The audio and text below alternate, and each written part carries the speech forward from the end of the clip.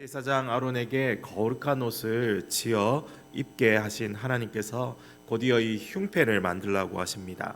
15절에 판결 흉패라는 이름이 붙어 있죠. 왜냐하면 이 대제사장의 흉패 안에는 우림과 둠밈이라는 것이 들어가 있기 때문입니다.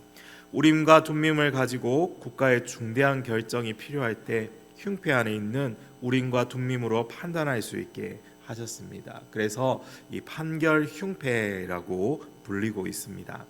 흉패는 가늘게 꼰 배실로 정교하게 짜서 그 위에 보석을 붙였습니다. 총 여기에 12개의 보석이 흉패에 달려 있는데 가로로 4줄, 세로로 3줄의 이 보석을 달았습니다. 이렇게 흉패에 보석을 달아두는 이유는 미관상 아름답게 보이려고 그러는 것은 아닙니다. 우리 21절 말씀에 보면 이 보석들은 이스라엘 아들들의 이름대로 12이라 보석마다 12지파의 한 이름씩 도장을 새기는 법으로 새기라고 명령하고 있기 때문입니다. 그러니까 각 보석마다 이 야곱의 아들들의 이름을 새기고 이 보석들이 그들 지파를 상징하도록 만드셨던 것이죠.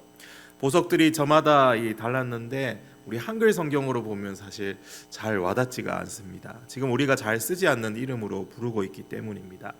영어로 보면 루비, 에메랄드, 사파이어, 다이아몬드, 토파즈, 카벙클이라는 석류석으로 된 붉은 보석을 또 있다고 합니다.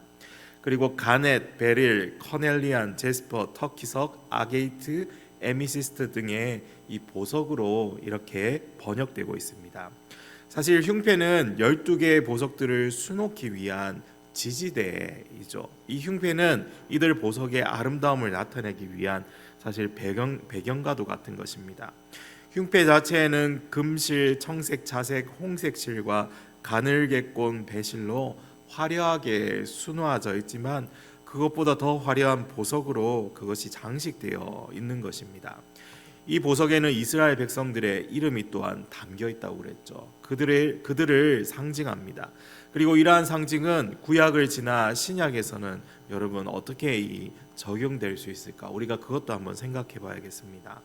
우리의 영원한 대제사장이신 예수 그리스도의 가슴에 이와 같은 흉패가 보석으로 수놓아져 있음을 우리는 상상해 볼 수 있습니다. 그분의 가슴에는 자기 백성의 이름이 새겨져 있습니다. 마치 이사야 49장에 내가 너를 내 손바닥에 새겼다라고 말씀하시는 그 주님의 말씀을 떠올려 볼 수 있는 장면이죠.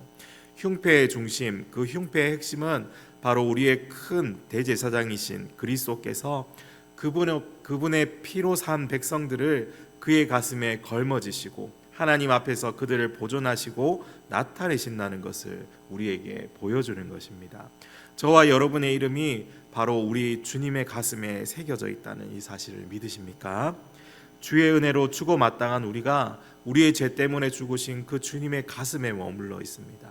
그러므로 주의 가슴에 새겨진 성도는 누구의 보호를 받는 것입니까? 그 보석의 성질이 변하지 않고 영원히 빛나듯이 주님 앞에 매달려 있는 우리는 영원한 주님의 보호를 받고 영원히 보존되는 것입니다. 여러분, 이것이 바로 은혜가 아닙니까? 주님께서 저와 여러분을 영원히 보호하신다는 이 사실을 흉패에 물린 그 보석을 통해서 알게 하시는 이 은혜가 얼마나 큰 것입니까? 여전히 연약하고 죄의 영향을 받는 우리들이지만 언제나 주님은 우리를 붙들어 주십니다. 아론이 언제나 성소에 들어갈 때면 그 가슴 위에는 모든 하나님의 백성의 이름이 있었던 것처럼 하나님 보좌 옆에 있는 주님의 가슴에는 지워지지 않고 영원한 주의 백성들의 이름이 새겨져 있습니다. 또한 그 누구에게도 빼앗기지 않도록 그분의 가슴 앞에 달려있다는 사실을 기억합시다.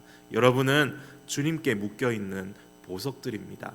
우리 목자 되신 주님의 몸에서 누가 그의 사랑에서 우리를 끊을 수 있습니까? 그 전능한 오른손이 지키시고 보호하시니 사단 마귀가 아무리 날뛴다 해도 세상이 우리를 대적한다 해도 우리는 영원한 그 주님의 보호 속에 있는 것입니다.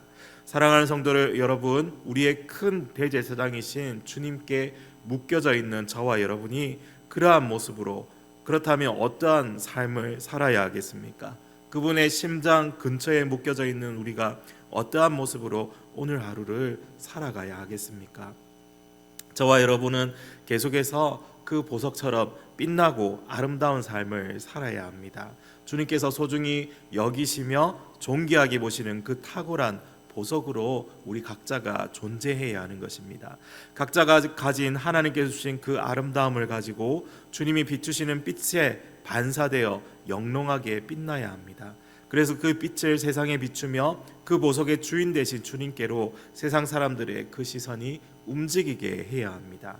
만약 어둠 속에 있다면 우리는 전혀 반짝일 수 없습니다. 그 빛을 잃어버린 채 어둠 속에서 그 가치를 잃어버리게 된다면 세상에 밟힐 뿐입니다. 돼지에게 보석을 던져줘봤자 밟힐 뿐입니다. 사랑하는 성도 여러분, 우리가 참으로 우리가 가진 가치에 맞는 삶을 살아야 하겠습니다. 참빛 대신 주님 앞에서 살아가야 하겠습니다. 코람데오 하나님 앞에서 오늘 하루를 살아가기를 간절히 소망합니다. 또한 우리는 원석처럼 아직 제대로 빛을 비추지 못할 수도 있습니다. 그러므로 우리는 어떻게 해야 합니까? 보석이 가장 아름답게 빛을 반사할 수 있도록 여러 가지 각도로 깎여지듯이 보석 세공사이신 하나님의 손 안에서 연단되고 다듬어져 가야 합니다.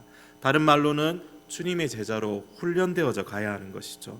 우리가 주님의 손 안에서 다듬어져 가지 않는다면 다른 보석들과 어울리지 않게 됩니다. 제대로 빛을 반사하여 그 아름다움을 나타낼 수가 없는 것입니다. 오히려 그 격을 떨어뜨리게 되는 것이죠. 우리는 주님의 손 안에서 여러 가지 각도로 깎여져 가야 합니다. 사랑과 거룩함과 의로움과 진실함과 온유함과 그 성령의 열매들을 맺으며 살아가기 위해서 날마다 세공되어져야 하는 것이죠. 날마다 우리는 수많은 일들을 마주하며 살아갑니다. 그럴 때 이것을 기억하며 살아갑시다. 하나님께서 오늘은 이쪽 면을 다듬고 깎고 계시는구나. 오늘은 하나님께서 좀 더 많이 깎아내셔서 내 모난 부분을 떼어내시려고 하시는 거구나. 이렇게 하나님의 선한 손길에 맡기며 주님의 그 절대 주권에 순종하며 살아갈 때에 우리는 세상에서 가장 귀한 보석으로 점점 더 빛나게 될 것입니다. 그게 그리스도의 신부가 치장하게 될 보석이 되고 때가 되어 신랑 되신 주님을 맞이하는 복되고 영원한 삶으로 나아가게 될 것입니다.